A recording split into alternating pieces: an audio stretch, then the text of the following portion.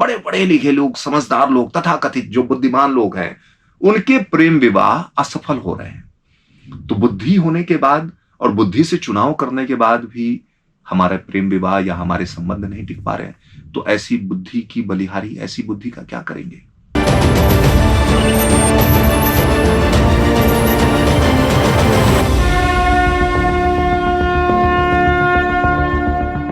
नमस्कार। शून्य साधना के इस कड़ी में मैं प्रदीप तिवारी आप सबका हार्दिक अभिनंदन और स्वागत करता हूं। मित्रों, साधना कैसी चल रही है आपकी?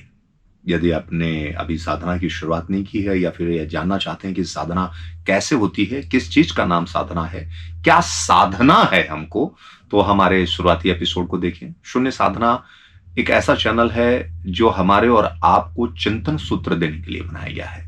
यानी कि वो सारी चीजें, वो सारी अच्छी चीजें, यूं कहूं कि जो आप और हम जानते हैं, लेकिन किसी न किसी व्यस्तता के कारण, मन की दुर्बलता के चलते हम उन्हें भूल जाते हैं और अभ्यास सतपथ में बढ़ने का हम भूल जाते हैं। और इसके कारण हमारे अंदर धीरे धीरे धीरे धीरे एक कहीं ना कहीं एक अवसाद बनता रहता है। अवसाद बनता रहता है। क्या अवसाद?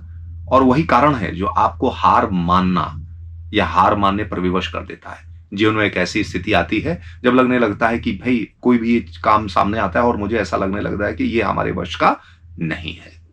भगवान ने सबको बुद्धि दी है। बुद्धि के विषय में हमने चर्चा करते हुए कभी कहा भी था कि बुद्धि के मुख्य रूप से जो 2-3 कार्य हैं वो ये है कि अपने भोजन का प्रबंध करना, अपने रक्षा करना, रक्षा के समय में सचेत होना, और वंश वृद्धि करना, पार्टनर ढूंढना और वंश वृद्धि करना। और ये तीनों काम देखा जाए मुख्य रूप से तो ये पशु भी कर लेते हैं। मान लीजिए आप कि हम केवल अगर बुद्धि की साधना करते हैं और हमारी पढ़ाई लिखाई जो आजकल के मैकाले की शिक्षा पद्धति है वो केवल बुद्धि की साधना करते हैं और आप बहुत बुद्धिमान हो भी जाते हैं, तो विवेक की अनुपस्थिति में हम केवल 2 पाए हैं।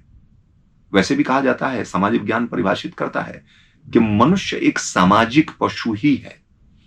तो चूंकि समाज है तो समाज के चलते कुछ धारणाएं हैं, कुछ मान्यताएं हैं, कुछ वर्जनाएं हैं, उसके चलते हम बहुत सी ऐसी चीजें हैं जो खुलेआम नहीं करते हैं या उनका बचाव कर देते हैं। लेकिन मनुष्य की असली स्थिति तब पता चलती है जब कहीं से कोई कैमरा ना लगा हो, जब कोई देख ना रहा हो, और उस समय जो हमारा चरित्र निकल करके सबके सामने आता है, वास्तव में वही हमारा चरित्र होता है। इसलिए कहावत है कि हमाम में सब नंगे होते हैं।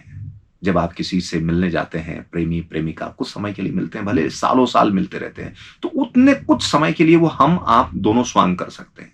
प्रेमी प्रेमिका दोनों स्वांग कर सकते हैं, अपने आप को अच्छा बनाने की कोशिश कर सकते हैं। और वो नाटक करते करते, अभ्यास करते करते वो अभ्यास बहुत तगड़ा हो जाता है। प्रेम विवाह जो होते हैं मुख्यतः वो सब असफल हो रहे हैं।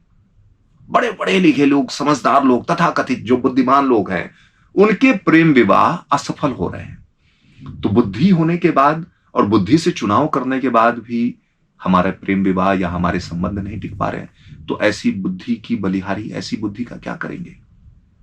प्रेमानंद महाराज ने एक बड़ी अच्छी बात कही थी कि आजकल के बच्चे बड़े बुद्धिमान होते हैं लेकिन विवेकी नहीं होते। और जो भी आज की विद्या है, कहते हैं ये विद्या भी नहीं है। कौन सी जानकारी? जानकारी से केवल बुद्धि आपकी जागृत हो गई, क्या करना है, कैसे करना है, कहां पे क्या करना है, उससे आप बुद्धिमान हो गए। क्योंकि विद्या असली जो है, शास्त्र कहता है विद्या ददाति विनयम विनयात याद पात्रताम पात्रत्वात् धनम आपनोति धनात् धर्म तथा सुखम। यानी विद्या वही जो आपको विनय से भर दे।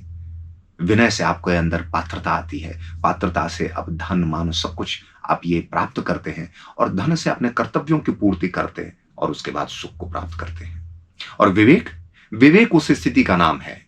कहते हैं कि हो ही विवेक मोह ब्रह्म भागा। यानी जब विवेक जागृत होता है तो बुद्धि का मोह नष्ट हो जाता है, और मोह नष्ट होगा तो फिर कोई गलत कार्य होगा नहीं। हम धर्म के पथ पे चलेंगे, हम राम की तरह मर्यादा के पथ पे चलेंगे, और जीवन में जो भी कुछ होगा वो सुंदर होगा, शुभ होगा। हम आप सब मर्यादा को धारण करें, विद्या को प्राप्त करें, विवेक को प्राप्त करें, ऐसा हमारा जीवन हो, श्रेष्ठ हमारा जीवन हो। इस शुभकामना के साथ आज की इस कड़ी से मैं आपसे विदा लेता हूं। हम मिलते रहेंगे हर बार नए चिंतन सूत्र के साथ। तब तक के लिए नमस्कार। शून्य साधना करते रहें।